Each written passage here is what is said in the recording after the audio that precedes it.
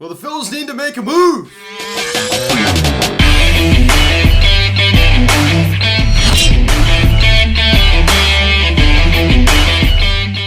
Yo, what is going on, everybody? Welcome to Phillies Hashtag Media, and today we're going to have our fourth weekly update of the offseason, as we're going to be talking about some Phillies news and some all-around baseball news. Now, guys, before we get into this video, please subscribe if you have not yet. Please turn on the bell. Please like this video, comment on this video, share this video, and let's get into this.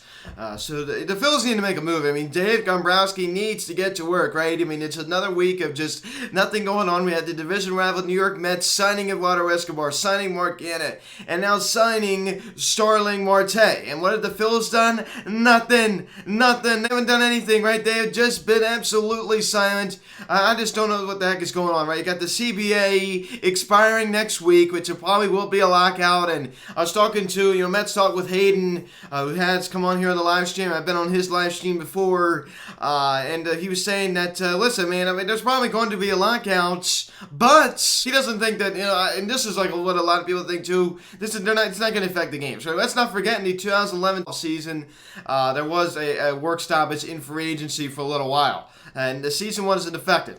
So in 10 years from now, no one's going to be really talking about it. Yes, it probably will happen. The owners probably will lock out the players, but nothing we can do about it. It's disappointing. I don't like to see it at all. You just hate to see that. But Dave Dombrowski has done absolutely nothing. And it's really bothering me, other than these cheap trades, right? These claiming guys off waivers. Like, make a legit move. Unless I understand, Starling Marte wasn't worth what he got with New York, right? I mean, Steve Cohen still hasn't spent his big money yet, right? What a blowhard he is. And he signed these, three players who are decent, but it's not anything to write home about, right? I mean, the Mets have definitely gotten better while the Phillies have sat back and done nothing. I still don't think the Mets are where they need to be, though. There's no question about that. So we look back to this week. So a week ago, I did make a post about why Kyle Schwarber would fit the Phils. We talked about that a lot last week, too, and I still believe that.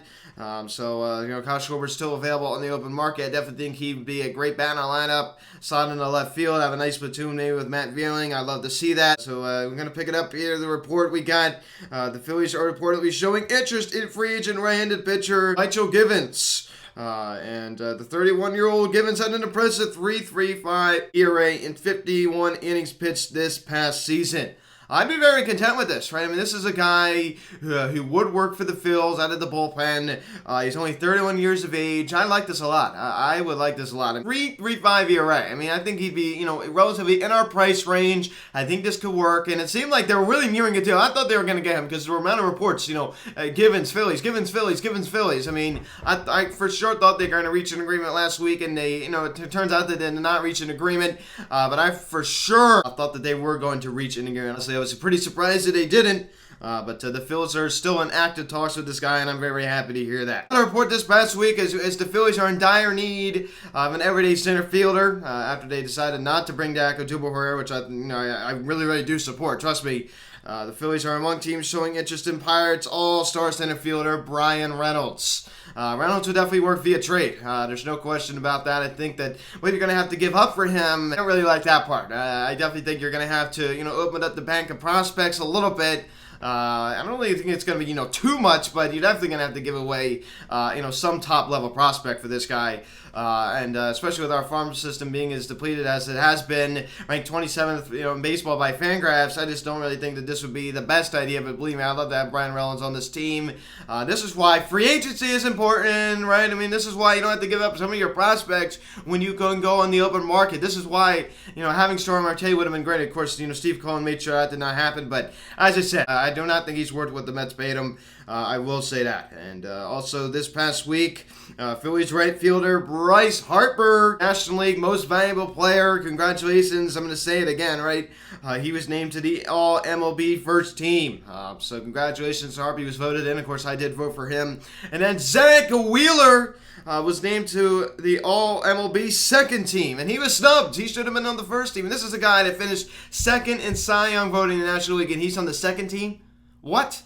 I mean, is that just ridiculous? I definitely think he was snubbed here. I think he deserved to be where he was in the Cy Young voting, but I definitely think this is ridiculous, right? I mean, the fact that he's on the second team, he had the year that he had, and he was put on the second team, I mean, that's just ridiculous. Congratulations to Harp and Wheeler on that honor. A report this past week, the Phillies have claimed left-handed pitcher Scott Moss off leaders from the Cleveland Guardians. And okay, I mean, not great. I mean, again, this is what Dave Dombrowski's doing.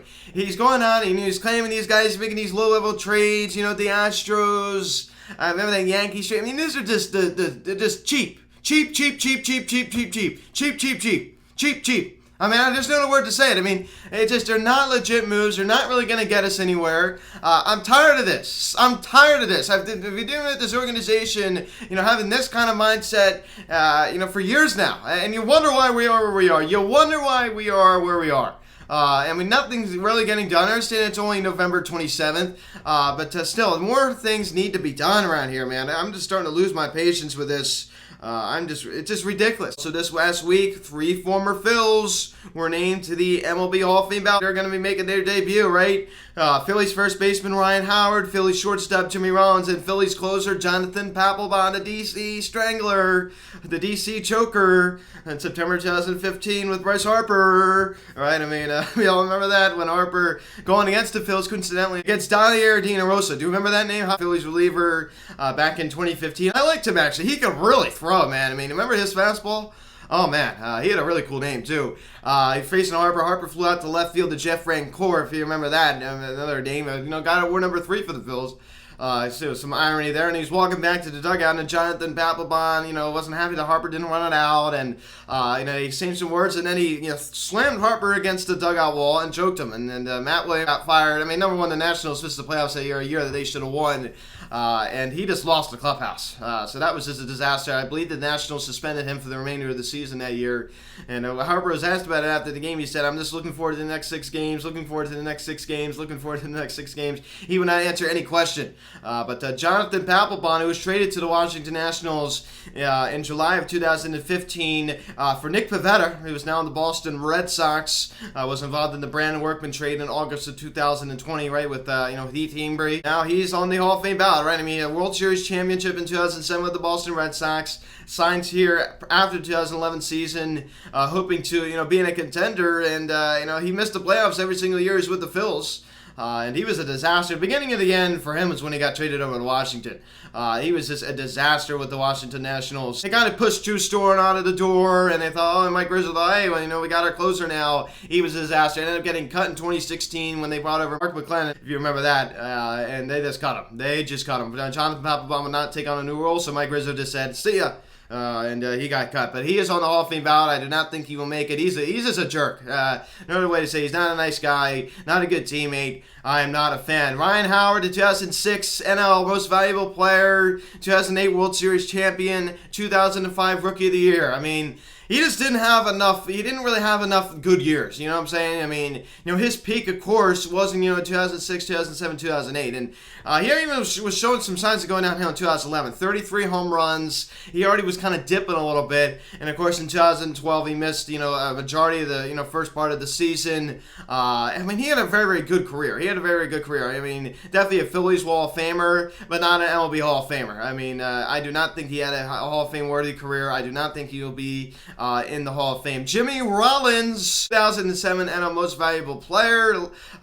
Spent time, of course, a majority of his career with the Phillies, 2015 with the Dodgers, and a partial season with the Chicago White Sox in 2016 when he eventually was cut. Right, he didn't really spend much time there. Of course, won that championship with the Phils in 2008. Another guy, I mean, an all-time Phillies hit leader.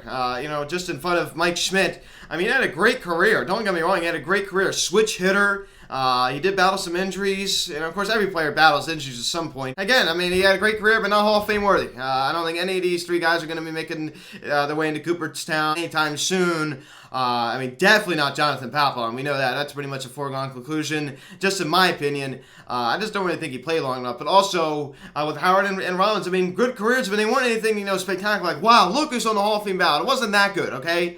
And I just thought I'd point that out. I mean, great careers. I make the give them a round of applause for what they did with the Phillies organization. I'm talking about Rollins and Howard.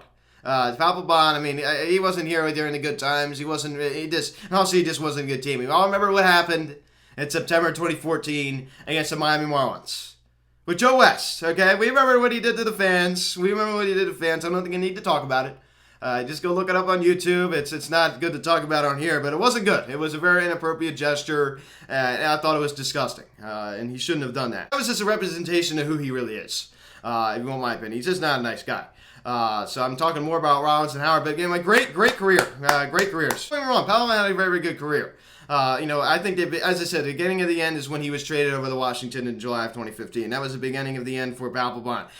So this past week, it was 2 days ago. I hope everyone had a good Thanksgiving. I had a good Thanksgiving, and we have so much to be thankful for. We have so much to be thankful for. So I hope everyone had an awesome Thanksgiving. I mean, this is just such a great holiday. It really, really is. I mean, this is just an awesome time of year. And also, I wanted to take a moment to look back. Of course, we did, move locations a little while ago, and I made a tribute video in honor of the Hickory Studios, which is a studio I recorded in from the time I started in 2019 up until September 2021. And the amount of memories we had in those studios. Of course, started off in the basement, then moved upstairs in the office because I had more natural lighting. This was a great place to record, and I took a look back and I played "Take Me Home" by Phil Collins, which is one of my favorite songs, and I just had a montage of all my my highlights. Please go check it out on Instagram, the IG video. It was great. It took me a while to make that video, so please go check that out. Please go drop a like on that. Thank you. You always be in my heart. Thanks so much for all the memories recording there. Definitely some fun times.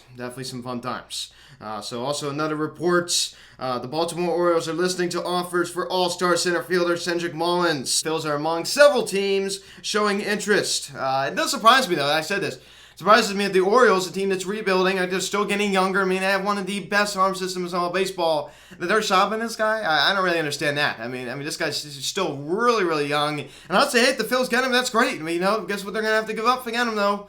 Prospects. I don't like that. Of course, pretty much any, high leverage trade, you're going to have to give up a good amount of prospects. But this is why the open market is good. I'm going to keep saying it because it's true. A report just recently came out that the Phillies are showing some interest in free agent shortstop Trevor Story. So we talked about that a little bit yesterday. So the Phillies reportedly expressing some interest in Trevor Story. But everything like, oh, he raked at CBP. Well, what did he do at Coors Field this past year? Not anything spectacular. I talked about it yesterday. I believe he's a little bit overrated. I do. So I hope we do not get Trevor Story. Dave Dombrowski, please stay away from Trevor Story. We do not need that. We do not need that, right? I mean, it's just going to, what it is? We don't need another right-hander. This is why we need Didi Gregorius to get back to the 2020 form, right? I mean, from the left side of the plate, he could be dangerous. Hopefully he does bounce back. I mean, we all hope that. So that is it for this week's weekly update. Thank you guys so much for watching. As I said before, hope everyone had a great Thanksgiving. Friend of the pod of High Hopes Podcast and 94 WIP, Jack Fritz, hopefully coming on this upcoming week. So he did agree to come on. So we're going to talk about some Phillies news and some all-around baseball stuff. He last appeared on the show in January. So it's been a little while. I'm glad to have him hopefully coming back on. It's not a given yet, but he did agree to come back on. So guys, thank you so much for watching this video. Please subscribe if you have not yet. Please hit the notification bell. Please like this video, comment on this video, share this video. Take out the social media link section. Phillies Hats Media, Instagram, TikTok, and our Instagram. Follow me on Twitter at PHatsMedia. Call or text 267-225-3292. Email me, phillieshatmedia@gmail.com. See you all next week. Hopefully Jack Fritz coming on. So guys, thanks for watching. I'm Luke, and I'll talk to you later. I'll see you guys.